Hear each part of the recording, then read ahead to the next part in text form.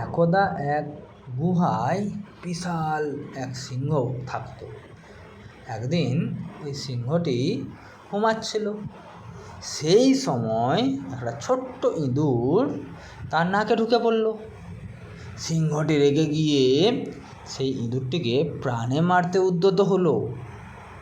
কিন্তু সেই ইঁদুরটি সিংহটিকে বলল যে, আমি আপনার কাছে প্রাণ ভিক্ষা চাইছি, আর কখনো হবে না।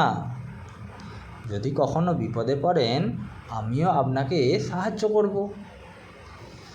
তা এইসব ভেবে সিংহটি তাকে ছেড়ে দিল।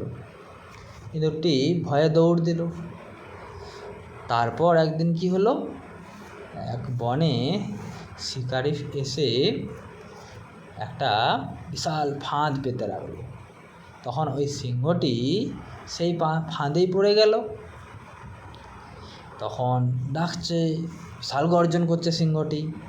সেই সিংহের ডাক শুনতে পেয়ে ইঁদুরটি সেখানে গেল এবং সেই সিংহের যে ফাঁদ ছিল সেই ফাঁদগুলো দাঁতে করে কেটে দিল, আর সিংহ সেই জাল থেকে বেরিয়ে চলে এলো।